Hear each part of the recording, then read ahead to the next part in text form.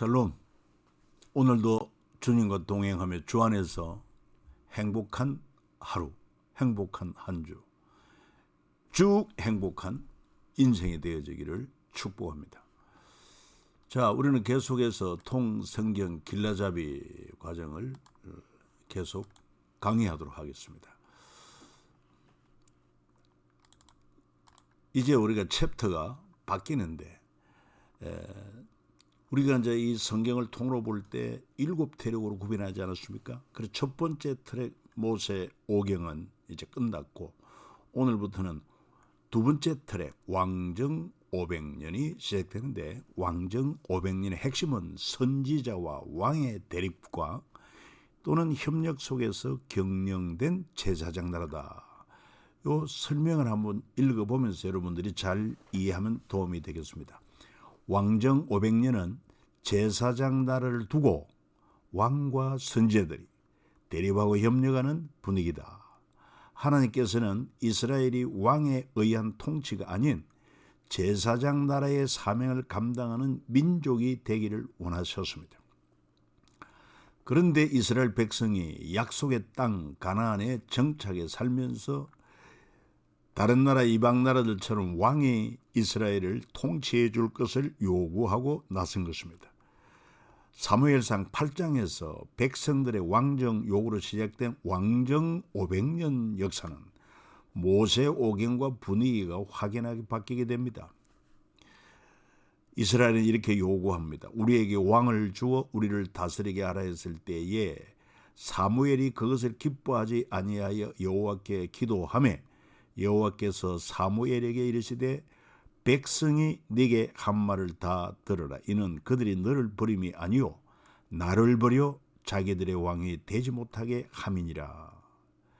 그러니까 이스라엘 백성들이 하나님의 은혜를 잊어버리고 하나님의 통치보다도 이방 나라처럼 왕을 통해 통치를 받는 것을 기뻐할 때 이것은 나를 버려 자기들의 왕이 되지 못하게 함이니라. 하나님의 얼마나 서운한 감정, 상한 심정을 표현하고 있습니까? 그래서 하나님께서는 왕정의 폐해가 어떠한 것인지 사무엘을 통해 자세히 설명해 주셨지만 이스라엘 백성은 뜻을 굽히지 않으므로 그렇게 왕정 500년이 시작이 된 것입니다. 그로부터 500년 동안 왕정이 지속됐다는 거죠. 왕정 500년간 하나님께서는 이스라엘이 우상을 섬기고 하나님으로부터 멀어질 때마다 선지자들을 보내셨습니다. 왕과 선지자들은 제사장 나라를 놓고 대립하고 또는 협력의 500년 시기를 보냈던 것을 알 수 있습니다. 대립하면은 당연히 하나님의 징계가 있고 협력하고 원팀이 될 때는 하나님의 은총이 있었다고 하는 거 우리는 기억해야 될 것입니다. 그래서 이제 두 번째 트럭 왕정 500년에서 다섯 번째 마당이 천년 모범이 되는 것입니다. 그래서 왕정 500년 통틀어서 천년 동안 참 제사장 나라 거룩한 시민으로 모범이 된 한 인물이 있다고 하면 바로 하나님의 종 다윗을 말할 것입니다. 그래서 일단은 우리는 천년 모범에 대한 이 마당에서는 미스바 세대 왕정 시작 그리고 세 번의 왕으로 기름 부음 받음 그리고 하나님의 종 다윗 이 사무엘 상하를 통해서 우리가 천년 모범 역사를 살피게 될 것입니다. 먼저 오늘은 12가 미스바 세대인데 사무엘상 1장에서 7장의 내용입니다. 한나와 제사장 나라 이야기 준비된 사람 사무엘 하나님께 구하여 얻었다 하는 그런 이름을 가지고 있죠. 또 블레셋과의 전쟁이 있었고 미스바 세대에 탄생하고 사무엘의 순회 교육을 통해 제사장 나라 부흥시대가 열리게 되는 것이 바로 미스바 세대요 사무엘상 1장의 7장 내용이다 하는 것입니다. 조금 더 사무엘상 전체를 우리가 구별해 보면 사무엘상 1장부터 8장 여기에는 사무엘 중심으로 정치의 형태는 신정이고 그리고 또한 통치는 사사들이 하고, 그리고 백성은 하나님께 복종하며 나중에 이제 사람들이 거부하게 됩니다. 하나님의 통치를 거부하게 되죠. 사울에 대한 얘기가 사무엘상 9장부터 31장까지 나오는데, 바로 왕정의 첫 임금이, 첫 왕이 사울이고, 통치는 왕이 하고, 그리고 하나님께 복종하기보다는 자기 자신을 의지하고, 그리고 하나님께서 사울을 거부하고 버리게 됩니다. 자, 미스바 세대 시간, 공간, 주요 인물 기억하시기 바랍니다. 자, 우리가 이제 미스바 세대라고 했으니까 세대가 무엇일까? 제너레이션인데 생리학적으로 보면 보통 30년의 시간폭을 가지는 같은 연령대를 떠나나 사회학적으로 볼 때 동일한 역사적 사건 또는 정치, 문화적 경험을 공유한 동시대인을 세대라 이렇게 말하고 있습니다. 그래서 지금도 뭐 현대인들은 뭐 MZ 세대니 여러 세대로 구분하는데, 성경에 보면은 만나 세대, 출애굽 세대 이후에 만나 세대, 그다음 미스바 세대, 재건 세대, 제자 세대 이렇게도 구별할 수가 있습니다. 만나 세대는 출애굽하여 광야 40년 동안 모세로부터 제사장 나라 교육을 받은 세대. 미스바 세대는 20년 동안 사무엘로부터 제사장 나라 재교육을 받고 미스바에 모여 회개한 세대. 그들을 일컬어서 미스바 세대. 재건 세대는 예레미야가 예고한 바벨론 포로 70년을 체험하고 다시 제사장 나라를 재건한 세대. 제자 세대. 예수님께서 3년 교육 받은 후 사도 시대를 이끈 세대. 이 정도 이 세대, 성경에 나오는 세대에 대해서 여러분들이 구별하면 좋을 것 같습니다. 자, 그러면 만나 세대와 미스바 세대 한번 차이를 살펴봅니다. 만나 세대로부터 약 350년 후에 미스바 세대가 탄생하게 되는데, 만나 세대 지도자는 모세, 광야 생활에서 40년 율법 교육을 받고 그리고 가나안에 입성한 세대를 만나 세대라 하면, 미스바 세대는 지도자 사무엘을 통해 20년 율법 교육을 받고 미스바에 모여 회개하고 블레셋을 물리침으로 그때부터 미스바 세대라 이렇게 불렀습니다. 자, 이제 우리 사무엘상에 보면은 한나의 준비, 무엇보다도 그는 기도함으로 하나님 앞에 구하여 얻은 아들이 사무엘입니다. 그리고 하나님께서 내게 아들을 주시면 그 아이를 하나님께 바치겠다고. 그 약속한 대로 젖을 뗀 후 그를 데리고 올라갈새 나이가 아직 어리더라 그랬습니다. 그리고 여호와께서 한나를 돌보시사 그로 하여금 임신하여 세 아들과 두 딸을 낳게 하셨고, 아이 사무엘은 실로 성전 여호와 앞에서 자라니라. 그래서 우리도 어릴 때부터 참 신앙교육이 중요하다. 엄마 품에서, 때로는 또 교회 생활은 영아부 통해서, 또 유치부 통해서 이렇게 주일학교 과정을 잘 살피는 것도 중요합니다. 그리고 하나님께서 사무엘을 부르시는 것이 사무엘상 3장 8절로 9절에 나오는데, 여호와께서 세 번째 사무엘을 부르시는지라 그가 일어나 엘리에게로 가서 이르되 당신이 나를 부르셨기로 내가 여기 있나이다 하니, 엘리가 여호와께서 이 아이를 부르신 줄을 깨닫고 엘리가 사무엘에게 이르되 가서 누웠다가 그가 너를 부르시거든 네가 말하기를 여호와여 말씀하옵소서 주의 종이 듣겠나이다 하라 하니, 이에 사무엘이 가서 자기 처소에 누우니라. 여러분, 지금도 하나님은 우리에게 말씀하십니다. 기록된 성경을 통해서, 또 선포되는 설교를 통해서. 그때마다 우리는 말씀 앞에 어떤 자세를 가져야 되겠습니까? 한번 따라합니다. 여호와여 말씀하옵소서 주의 종이 듣겠나이다. 여호와여 말씀하옵소서. 주의 종이 듣겠나이다. 여기 귀로 듣는 것뿐만 아니라 듣고 순종하는까지 다 포함이 되는 것입니다. 하나님 말씀을 들었으면 내가 취사 선택할 것이 아니라 절대 진리의 말씀으로, 절대 주권자의 말씀으로 오직 우리는 순종밖에 없다는 것을 기억하면 좋을 것입니다.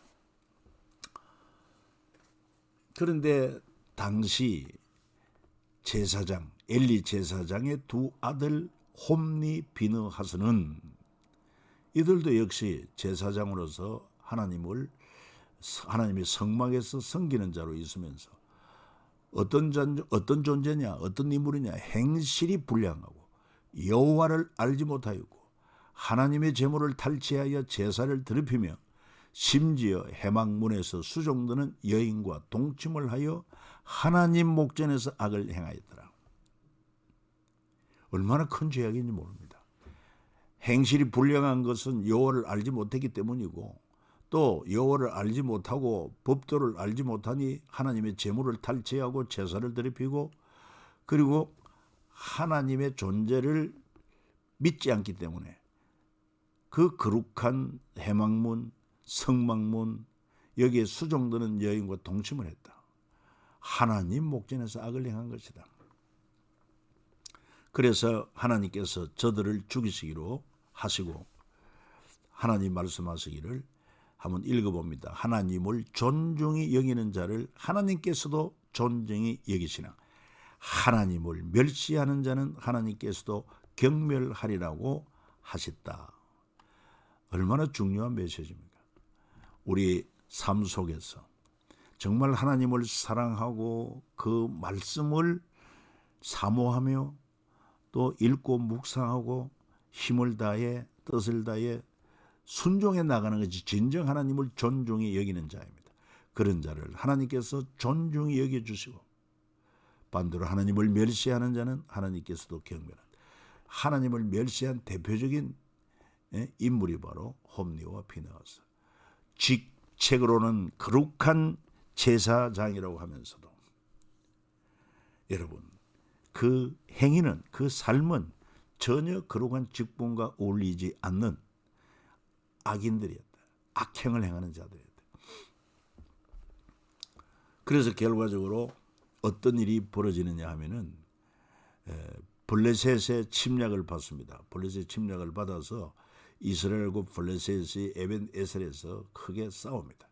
그때 이스라엘이 블레셋을 당할 수 없을 때 위급하니까 실로에 있는 바로 벅게를 우리에게로 가져와서 하나님의 도움을 받자. 그래서 사람을 보내었더니 실로 해막에 있던 홈니 비느하스가 벅게를 메고 전쟁터에 왔습니다.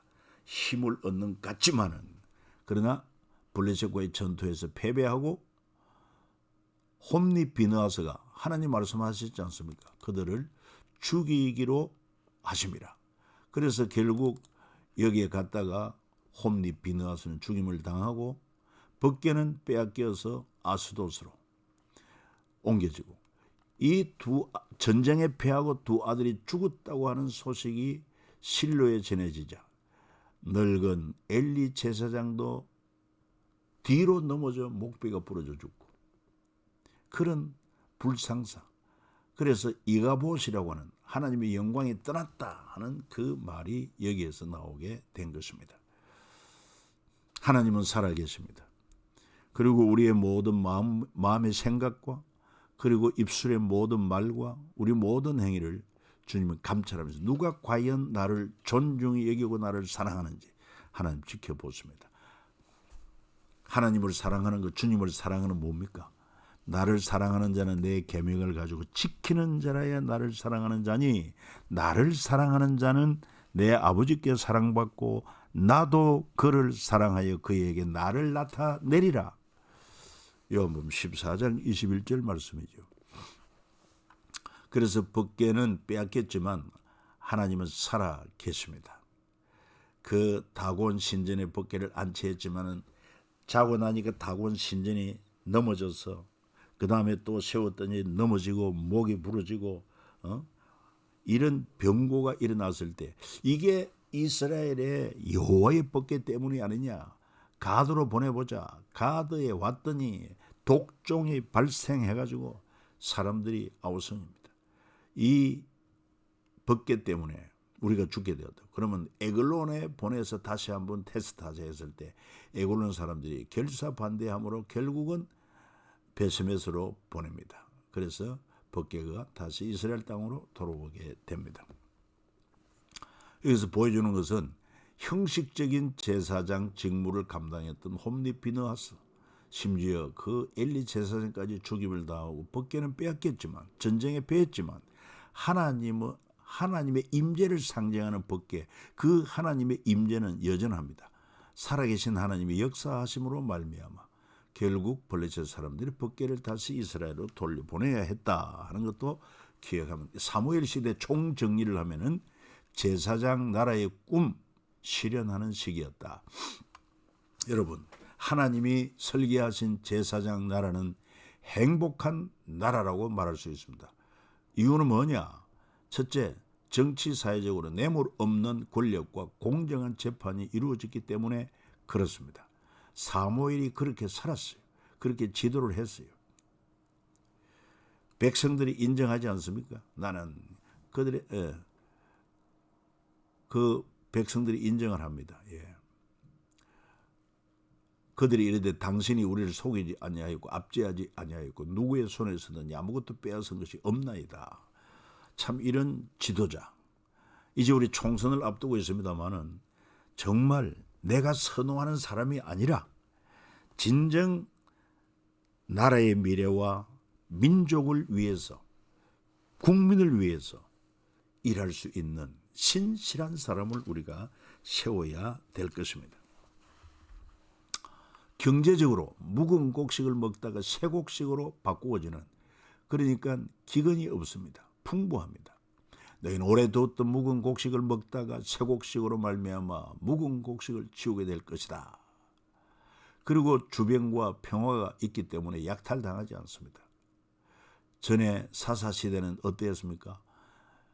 파종할 때면 미디안, 아말렉, 동방 사람이 치러 올라오 진을 치고 갔어. 이러도록 토지 소산을 멸하여 이스라엘 가운데 먹을 것을 남기두지 아니하고 양이나 소나 나귀도 남기지 아니하다. 이렇게 수탈당하는 것입니다. 첫 번째 징계가 뭐라고 그랬어요? 흉년. 두 번째 징계가 외적에게 이런 약탈, 수탈. 3단계 징계, 그래도 안 되면 나라 마오포로로 잡혀가는 거 아닙니까?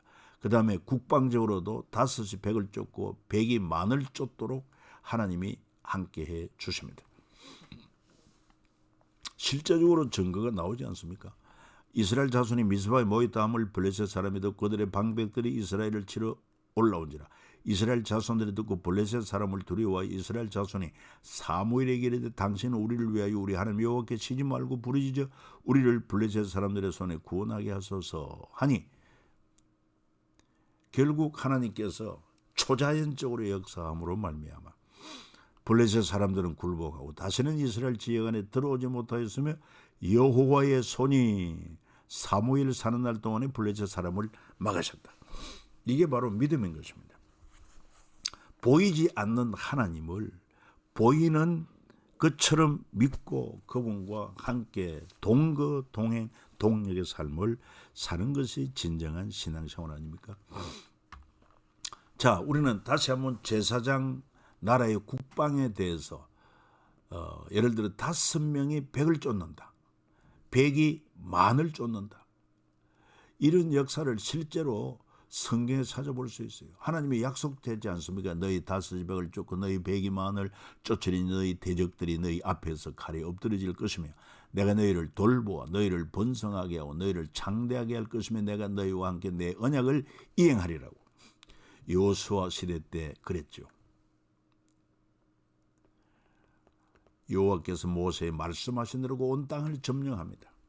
여러분, 가나안 족속들 성을 가지고 있고 무기가 있고 훈련된 병사들이 있습니다. 그런데 이스라엘은 그렇지 않습니다. 애굽에서 출애굽을 해가지고 광야에서 40년 떠돌이 하다가 가나안 땅에 들어가는데 지도자 여호수아와 비롯해서 무슨 구체적인 훈련과 병기를 갖추었습니까? 오직 전쟁은 여호와께 속한 것이라고 하는 것처럼 하나님이 앞서서 싸워주시는 거예요. 기드온 때 그랬습니다. 300명의 기드온 용사가 정말 메뚜기 떼 같은 허다한 미디안을 싸워서 이기지 않습니까? 그래서 미디안이 이스라엘 자손 앞에 복종하여 다시는 그 머리를 들지 못하였으므로 기드온이 사는 40년 동안 그 땅이 평온하였더라. 누가 그렇게 하십니까? 하나님이 하십니다. 우리나라 국방도 이렇게 해야 합니다. 그래서 우리 교회가, 우리 크리스찬들이 참 깨어 있으며 신실한 신앙생활이 그렇게 중요하다고 하는 것입니다. 여러분들의 깨어 기도하는 기도가 정말 우리나라 국방을 튼튼히 하고 있다는 것. 또 사실 감사한 것은 오늘날 K방산이라 해가지고 우리나라의 그 국방 기술이 뭐 여러 가지 무기를 만드는데 뭐 현무 파이브라든지 그 다음에 또 KF-21이라든지 이런 비행기, 이게 지금 유럽으로 아시아로 엄청난 인기를 끌고 있습니다. 놀라운 사실이 아닐 수 없어요. K팝처럼 K방산. 긍지를 가지시기 바랍니다. 사무엘 때 보십시오. 블레셋 사람들이 굴복하여 다시는 이스라엘 지역 안에 들어오지도 못하고 여호와의 손이 사무엘이 사는 날 동안에 블레셋 사람을 막으셨다. 우리 주님이 우리 가정을 또 우리 교회를 나아가서 한국교회, 우리 대한민국을 주님께서 지켜주시길 바랍니다. 우리 애국가처럼 하나님이 보호하사 우리나라 만세. 다윗과 솔로몬 때도 마찬가지입니다. 사무엘상 17장에 보면은 다윗이 고백했습니다. 여호와의 구원하심이 칼과 창에 있지 아니함을 이 무리에게 알게 하리라. 전쟁은 여호와께 속한 것인즉 그가 너희를 우리 손에 넘기시리라. 참 위대한 신앙 고백이 아닐 수 없습니다. 그리고 다윗의 명성이 온 세상에 퍼졌고 여호와께서 모든 이방 민족으로 그를 두려워하게 하셨더라. 말한 군사도 중요하지만 또 훈련도 필요하지만 근본적인 것은 바로 전쟁은 여호와께 속한 것이고 우리가 하나님과의 바른 관계를 맺음으로 하나님이 지켜주셔야만 됩니다. 그렇지 않으면 파수꾼에 깨어 경성함이 헛되고 마는 것입니다. 히스기야 때도요, 전혀 싸움이 될 수 없는 그런 대적과 유다 작은 나라 백성이 싸웠어. 싸움에는 성산이 없어요. 그럼에도 불구하고 히스기야가 하나님 앞에 기도하고 또 이사야가 기도하고 그렇게 함으로 여호와의 사자가 나가서 아수르 진중에 18만 5천인을 쳤으므로 아침에 일찍 일어나 본즉 시체뿐이라. 정말 이런 전쟁이야말로 너 떡먹기 아닙니까? 여러분, 이것이 성경에만 기록된 것이 아닙니다. 지금 이스라엘을 보십시오. 저 이스라엘도 우리나라처럼 1948년 5월 14일에 약 1900년간의 유랑 민족들이 유랑의 삶을 끝내고 그 땅에 정착하게 됩니다. 독립을 선포하게 된 것입니다. 주변에 있는 아랍 제국이 연합해가지고 완전히 지중해로 밀어 넣어버리자. 그래서 중동 전쟁이 일어나지만 번번이 이스라엘이 이깁니다. 이거 정말 코끼리와 토끼와의 싸움 같은 것입니다. 상식적으로 맞지 않는 싸움인 것입니다. 그럼에도 불구하고 하나님이 함께 하심으로 승리하는 것입니다. 이스라엘 하나님과 겨루어 이겼다고 하나님이 승리자로 인정한 그 이름, 그처럼 하나님과 바른 관계를 맺고 하나님을 의지한다면 하나님이 지금도 살아 역사하시는 것을 구체적으로 보여주고 있습니다. 그래서 백성들도 회개하고 비로소 미스바 세대가 탄생하는 것입니다. 주전 11세기 공간은 미스바, 망대라는 뜻을 가지고 있습니다. 망대. 망대는 필히 망대를 지키는 자는 깨어 있어야 됩니다. 그리고 사무엘과 미스바 세대가 중요한 인물이 되겠습니다.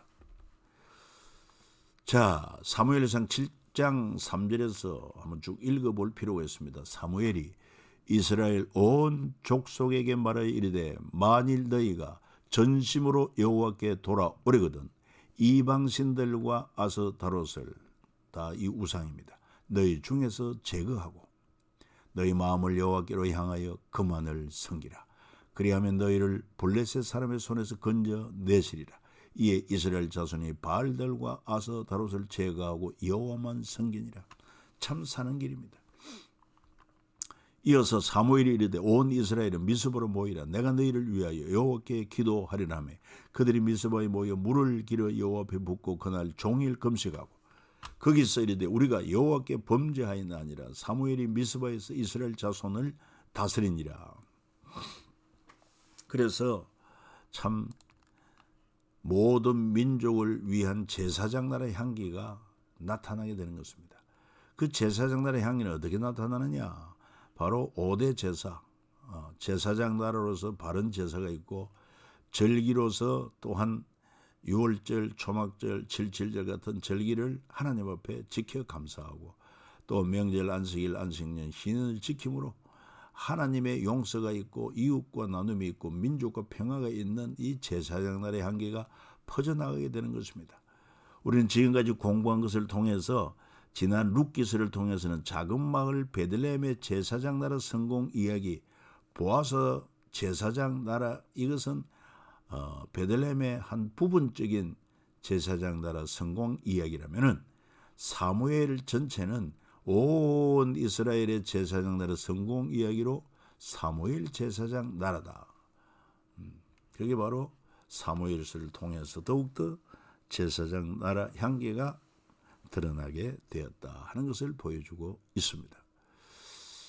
자, 오늘 여기까지입니다. 여러분, 오늘도 주님과 온전한 동행으로 복된 하루 되기를 축복합니다.